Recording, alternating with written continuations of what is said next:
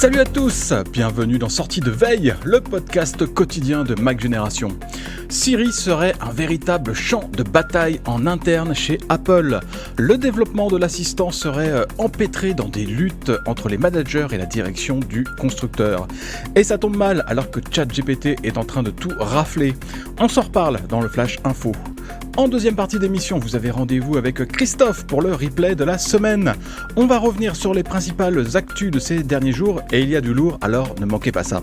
Cette chronique est réservée aux membres du club Hygiène, il suffit de vous abonner pour en profiter. Nous sommes le vendredi 28 avril, voici les infos qu'il ne fallait pas manquer ce matin. Avec Siri, les relations sont souvent compliquées. Et depuis le lancement de ChatGPT l'an dernier, le fossé qui pouvait exister entre la promesse de l'assistant d'Apple et la réalité des réponses données par Siri, ce fossé est devenu un gouffre insondable. Le site The Information, qui est généralement assez bien renseigné sur ce qui se passe dans les coulisses de chez Apple, décrit la désorganisation des équipes en charge du développement de Siri. Le tableau est franchement catastrophique. Les managers se tirent dans les pattes comme dans une cour de récré.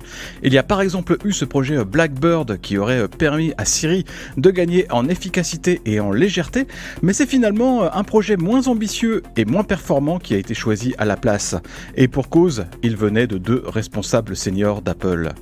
Tim Cook et ses lieutenants auraient aussi exigé des changements dans Siri pour éviter de répondre à des questions embarrassantes.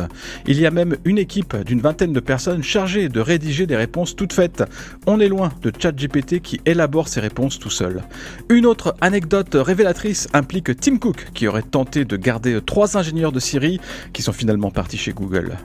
On verra si Apple a l'intention de répliquer face à la révolution de l'intelligence artificielle générative, mais toujours est-il que Siri ressemble de plus en plus au dinosaure qui regarde tranquillement la météorite qui va lui tomber sur la tronche.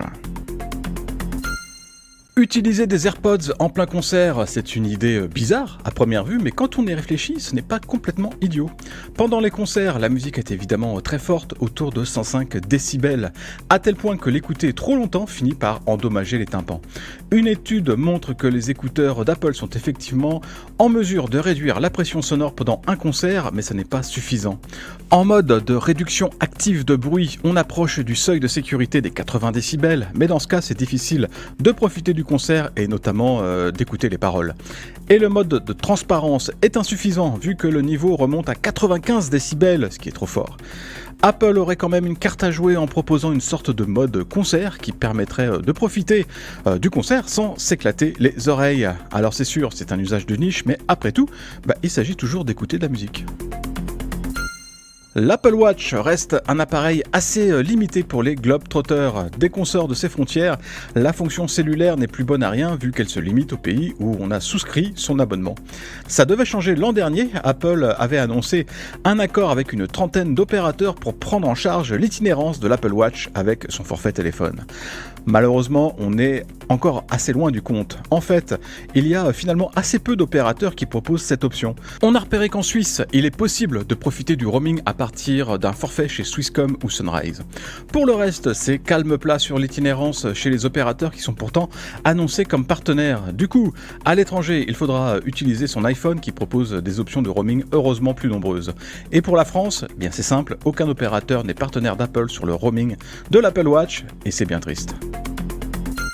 Le chiffre du jour, c'est kiff-kiff. Oui, kiff-kiff, comme les résultats de notre dernier sondage qui portait sur cette rumeur d'un coach Apple. À part à peu près égal, vous êtes un tiers à vouloir qu'Apple vienne vous dire quoi faire pour rester en forme. Pour un deuxième tiers d'entre vous, vous voulez vous débrouiller tout seul. Et pour un dernier tiers, vous n'êtes ni pour ni contre, tout dépend du prix. Alors évidemment, il s'agit d'une rumeur et rien ne dit qu'Apple lancera vraiment ce fameux coach. Mais l'idée a du sens vu qu'Apple a toutes les cartes en main pour réussir un tel service avec les données collectées par l'Apple Watch et aussi avec le service Fitness Plus.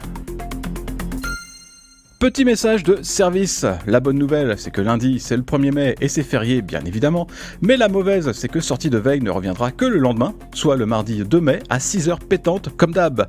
J'en profite pour vous remercier d'être si nombreux à nous écouter le matin, merci à tous, et profitez du long week-end pour laisser des étoiles et des commentaires dans votre app de podcast préférée.